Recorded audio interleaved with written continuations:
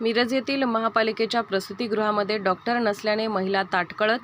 मिरज येथील महापालिकेच्या प्रसूतिगृहामध्ये डॉक्टर नसल्याने गर्भवती महिला उन्हात ताटकळत बसून होती. सध्या संपूर्ण राज्यभरामध्ये उष्णतेची लाट निर्माण झालेली आहे. अशा वातावरणामध्ये सांगली मिरज कुपवाड महापालिकेचे मिरज शहरातील प्रसूतिगृहामध्ये जवळपास 30 गर्भवती महिला डॉक्टरांच्या प्रतीक्षेत सकाळी 10 वाजल्यापासून दुपारी 12 वाजेपर्यंत ताटकळत बसलेल्या होत्या. याबाबत काही रुग्णांनी मिरज शहर परिवर्तन समितीशी संपर्क साधून त्यांना माहिती दिली. त्यावेळी मिरज शहर परिवर्तन समितीचे मुस्तफा बुजुर्ग, बाळासाहेब पाटील, संतोष माने, अमजद जमादार, सचिन गाडवे त्या ठिकाणची गंभीर परिस्थिती पाहून त्यांनी तात्काळ संबंधित डॉक्टर, महापालिकेचे अतिरिक्त आयुक्त, उपायुक्त, सहाय्यक आयुक्त यांच्याशी संपर्क साधून त्या ठिकाणी महिलांना होणाऱ्या त्रासाची कल्पना दिली. सहाय्यक आयुक्त अनिस मुल्ला हे सदर ठिकाणी आले असता मिरज शहर परिवर्तन समितीच्या पदाधिकाऱ्यांनी त्या ठिकाणी महिलांना बसण्यासाठी योग्य प्रकारे सुविधाही नसल्याचे निदर्शनास आणून दिले. तसेच महिलांना बसण्याच्या ठिकाणी पंख्याची कोणत्याही प्रकारची व्यवस्था त्या ठिकाणी नव्हती. उष्णतेची लाट असताना 40 अंशावर पारा असताना अशा असह्य झाल्यामुळे उन्हामध्ये गर्भवती महिलांना ताटकळत ठेवल्यामुळे त्यांच्यावर होणाऱ्या बाळावर कोणताही परिणाम झाला तर त्याची जबाबदारी कोणाची असा प्रश्न या ठिकाणी मिरज शहर परिवर्तन समितीने उपस्थित केला. यावेळी सहाय्यक आयुक्तांनी तिथे हजर असणाऱ्या डॉक्टरांना सदर महिलांची तपासणी करण्यास सांगितले. या ठिकाणी डॉक्टर नेहमीच वेळेवर येत नाहीत अशी तक्रार त्या ठिकाणी तपासणीसाठी आलेल्या महिलांनी व रुग्णांनी सहाय्यक आयुक्त यांच्यासमोर मांडली. त्याबाबत परिवर्तन समितीने संबंधितांवर प्रशासकीय स्तरावर कारवाई करण्याची मागणी केलेली आहे.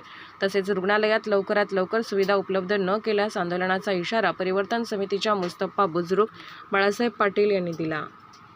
शागो बैठी भंडारवा दरगाह पास है मैडम। अभी 12 बजे तो मैडम ने आई नहीं। अभी धूप में हमें ऐसा बैठे सही क्या धूप में कैसे धूप का क्लाइमेट देखें तो मैं कैसा है सो अभी धूप में 12 12 तक बजे अभी भी मैडम का पता नहीं है। मैडम का एक कारण था तो हमने बताने का था कौन सी अधिकारी को दूसरे डॉक्टर को भेजने का था। ऐसी हालत में धूप की हालत में नहीं बताने का था हमने। हमें 1 महीना आया तो उसे दवाई खाने का रही है। मैडम का रोज का टाइमिंग 12 का है। हमें जान उनका वैयक्तिक कारण रहेगा तो बोल देते मतलब इनका रोज का 12 का टाइमिंग हमने नहीं 10:30 बजे तो ड्यूटी है तो 11 बजे तक उन्हें आना दवाई खाने को। अभी भी नहीं आए मैडम के 1 बजने आए। 9 बजे आँख हमें बैठे साले घर में काम टीम सब छोड़ को नन्हे नन्हे बच्चों को लेकर यहाँ बैठी। अभी मैडम ने भी नहीं, डॉक्टर भी नहीं, घर में के सब काम छोड़ को यहाँ आग बैठे तो क्या मारना हमें। हाँ 10 बजे आई हमें 11:30 बजे। अभी मैडम नहीं, अभी हमारे बच्चे का चंग लेकर हमें आग बैठी। इसके ऊपर के गोर गरीबा कैसा करना आग बैठनी तो हमारा क्या आगे की विचार कैसा। सांगली मिरज कुपवाड महापालिकेच्या मिरज शहरातील प्रसूती विभागामध्ये या ठिकाणी जवळपास 31-35 महिला ज्या गर्भवती आहेत त्या रुटीन चेकअपसाठी या ठिकाणी आलेल्या आहेत. 11:30 वाजून गेले, 12 वाजायला आले तरी अजून या ठिकाणी डॉक्टरांचा पत्ता नाही. या वारंवार तक्रारी या संदर्भात येतात की डॉक्टर वेळेवर येत नसतात. नागरिकांच्या तक्रारी येत असतात या संदर्भात. तरी देखील या ठिकाणी मागं माणसाचं ॲडजस्टमेंट मागं पुढं थोडंसं वेळाचं होत असतं. या अनुषंगाने सर्वजण चालढकल करून तो बाबा जाऊ दे, वैद्यकीय आहे, आवश्यक सेवा आहे, काही अडचण यायला नको म्हणून काही नागरिक गप्प असतात.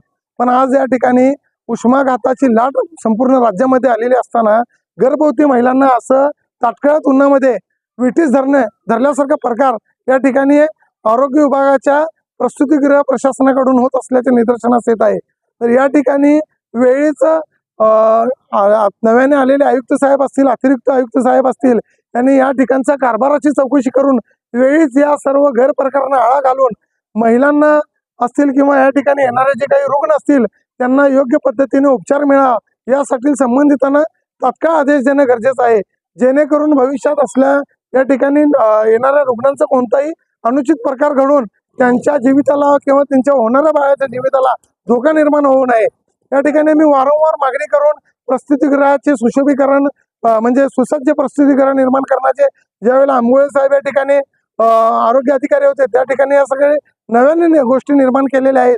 याचा लाभ लोकांना घ्यावा म्हणून लोक या ठिकाणी येतात. पण त्याचा वेळीच लाभ मिळत नसेल तर त्याचा फायदा काय. प्रशासनाचा कानडोळा होत असल्याने आणि या ठिकाणी जे काही अधिकारी असतील, जे काही संबंधित काही विभाग प्रमुख असतील ते सुस्तावले गेलेले आहेत आणि निर्णावले गेलेले आहेत.